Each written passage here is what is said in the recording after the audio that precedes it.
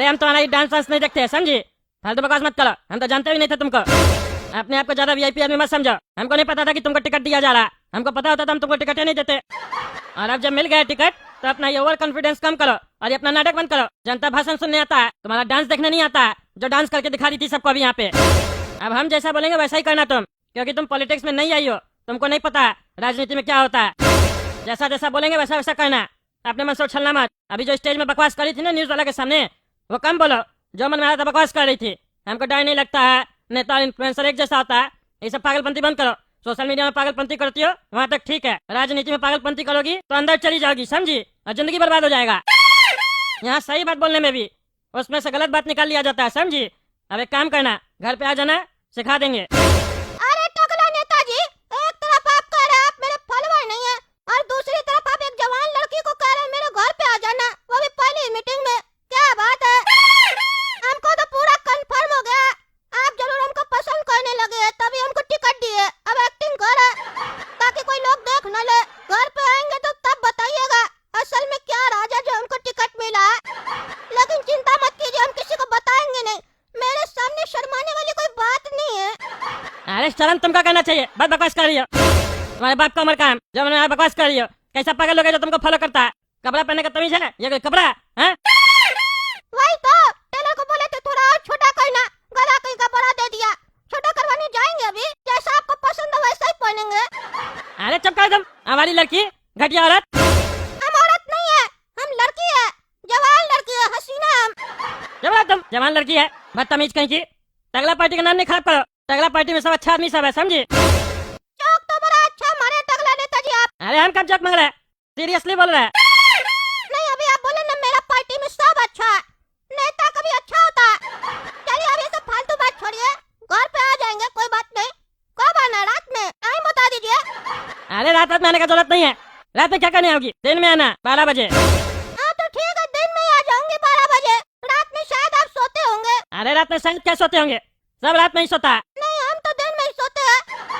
लेकिन अब आप हमको बुला रहे हैं ना, तो अब हमको आना पड़ेगा, क्योंकि हम आपको देखे हैं ना तो मेरे आंखों की नींद चली गई। अब हम आएंगे। अरे चुप करो तुम, पता नहीं कैसे पागल को टिकट दे दिया, वो हड्डी तोड़ देंगे उसका। ये पगली तो जरूर हमको इलेक्शन हरवाएगी।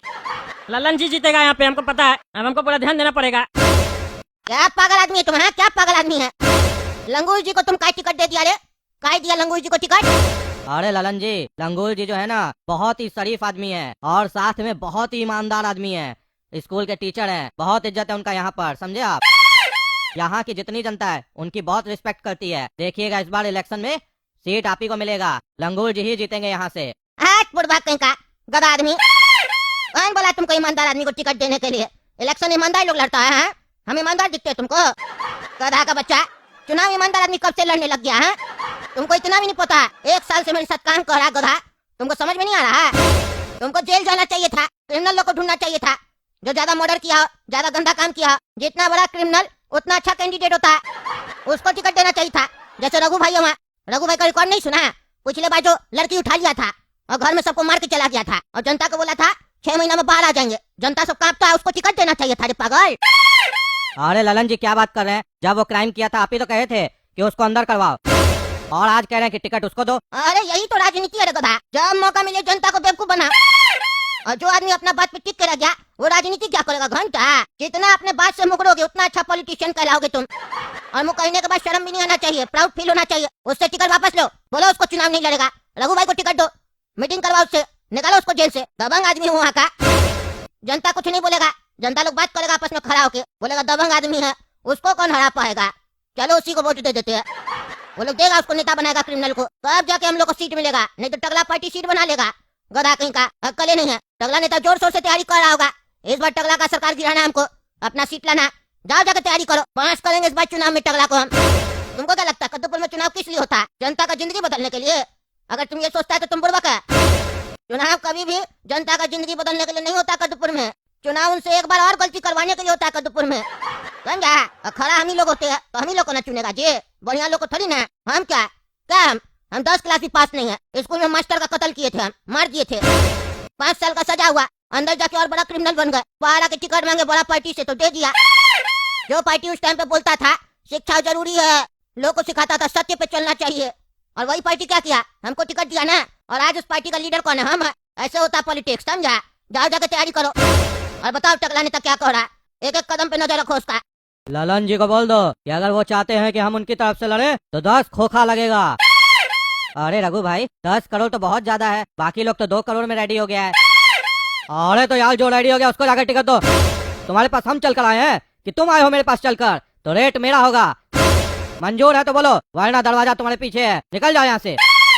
तुम क्या सोचते हो पावर के लिए हमको कुर्सी का जरूरत है? अगर हमको पावर के लिए कुर्सी का जरूरत होता ना तो तुम्हारा ललन भाई मेरे पास नहीं आता, बल्कि हम उसके पास जाते।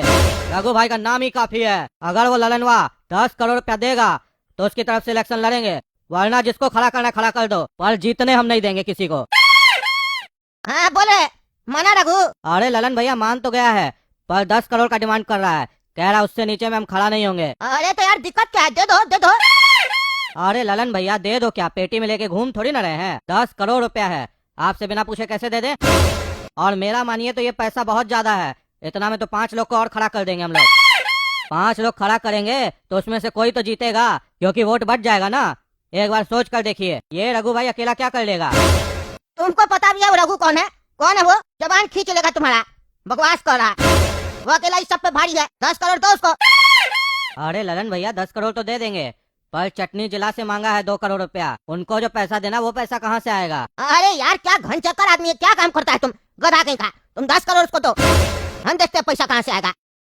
दोनों मारू, क्या हुआ, कलेक्शन का नहीं कर रहा तुम? मार्केट से कलेक्शन करो, बहुत पैसा का जरूरत है, डिमांड ज्यादा हो गया लोग का। अरे ललन भैया पूरा मार्केट में जहाँ जैसे पैसा आ सकता था सबसे पैसा आ गया है, अब किससे पैसा मांगे, कोई देगा नहीं। अरे कैसे पैसा नहीं देगा रे, कैसे पैसा नहीं देगा? वो जो आरके ज्वेलर्स वाला है उससे पैसा मांग, मांग उससे पैसा। अरे ललन भैया अभी वो 3 दिन पहले तो 2 करोड़ रुपए दिया, फिर दोबारा मांगेंगे तो नहीं देगा।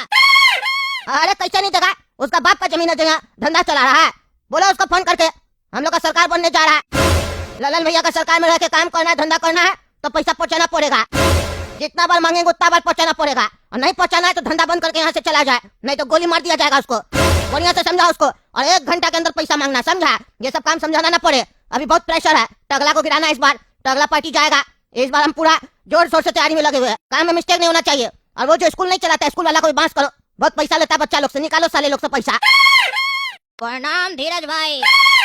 प्रणाम मारू भैया, अचानक से मेरा दुकान पे आ गए, पैसा तो पहुंचा दिए थे ललन जी को, कुछ गलती हो गया क्या? अरे धीरज भैया आप इतना आवाज दबाकर क्या बात कर रहे हैं, काहे डर रहे हैं? खोल के बात कीजिए ना हमारी तरह, फ्रेश आवाज आएगा तब हमको। काहे क्या इससे हमको कान में थोड़ा कम सुनाई देता है, खोल कर बोलिए, डरिए मत, हम लोग पार्टनर हैं। अरे मारू भैया आप अचानक से आ गए थे ना, हम डर गए थे, मेरा बीपी लो हो गया था, आप हमको अपना पार्टनर बोल के हिम्मत दे दिए, बताइए क्या सेवा कर सकते हैं? अरे धीरज भैया आप जो आपको हम बोलने वाले हैं ना, उसको बड़ा ही धीरज से सुनिएगा, क्योंकि देखिए एक जो पार्टनर होता है वो कभी भी सेवा नहीं करता है बल्कि सहयोग करता है, तो थोड़ा आपसे सहयोग चाहिए था। अरे तो क्या सहयोग कर सकते हैं भैया बताइए? अरे बताते हड़बड़ाते का है, पहले ही तो बताइए सोना क्या भाव चल रहा है? 1,23,000 चल रहा है 10 ग्राम का। अच्छा 1,23,000 10 ग्राम का ना, तो सुनिए कल हमारी पत्नी आएगी, 3 ठो चेन लेगी और 2 इयररिंग्स लेगी, तो दे दीजिएगा, पैसा मत मांगिएगा। अरे भैया इसके लिए आपको आने का क्या जरूरत था, आप फोन कर देते, घर पे भेजवा देते। भाभी जी को चेन चाहिए, बोलना चाहिए ना, भाभी जी का अपना ही दुकान है। अरे धीरज भैया आपको लगता है ये काम के लिए हम आपके पास चल कर आएंगे? इसके लिए तो हमारा एक कॉल ही काफी है, काम तो असल में दूसरा है। अब मेन काम सुनिए कि क्या है, किस लिए हम यहाँ आए हैं। एक काम कीजिए, थोड़ा सहयोग का जरूरत है, 6 करोड़ रुपया का इंतजाम कर दीजिए, लेकर जाना है। ललन भैया बोले हैं 6 करोड़ लेकर आओ धीरज भाई से। अरे भैया क्या बोल रहे, 6 करोड़? अभी तो 3 दिन पहले 2 करोड़ रुपया दिए थे, इतना पैसा हम कहाँ से लाएंगे? भाभी को 1-2 चैन चाहिए वो तो दे देंगे, ये तो बहुत ज्यादा है, मेरा मकान बिक जाएगा, इतना पैसा नहीं है मेरे पास। अरे यही सेम लाइन हम ललन भैया को बोले भैया, पर हम क्या बोले आपको, ये जो सेठ लोग होता है ना, सुनता नहीं हम लोग का। कहे हम उनको कि अभी 3 दिन पहले 2 करोड़ दिए हैं, इतना पैसा नहीं कमाते होंगे कि 6 करोड़ दोबारा दे दें, पर वो मान ही नहीं रहे थे, कह रहे थे एक गोली डालो दिमाग में 6 क्या 7 करोड़ भी निकल के आ जाएगा, इसीलिए बंदूक लेकर भेजे हैं। नहीं तो आपको लगता है मैं इससे आपके सामने बंदूक लेकर बैठे होते? हमको खुद अच्छा नहीं लग रहा है, और करना पड़ता है ना, मालिक का कुत्ता है तो भौंकना तो पड़ेगा ना, और मालिक बोलेगा तो काटना भी पड़ेगा। अरे भैया हम सही कह रहे हैं, मेरा सब कुछ बिक जाएगा, हम नहीं दे पाएंगे, 6 करोड़ नहीं है मेरे पास इतना पैसा। 2 करोड़ में ललन जी से बात हुआ था, हम दिए उनको, अब ऐसे करेंगे तो हम कहाँ जाएंगे? हम तो ऐसे ही मर जाएंगे हार्ट अटैक से। अरे धीरज भैया इसीलिए हम आपको पहले बोले कि धीरज से सुनिएगा हमारा बात, कहे कि आजकल हार्ट अटैक ज्यादा आता है ना, हमको भी अंदर से डर लग रहा था कि कहीं हम 6 करोड़ मांगे और आपको हार्ट अटैक ना आ जाए। तो आप सुनिए मेरा बात ध्यान से, 6 करोड़ दे दीजिए, जैसे भी हो अरेंज करके दे दीजिए। एक बार ललन भैया जीत जाएंगे तो फिर तो आपको और हमारा ही राज है ना।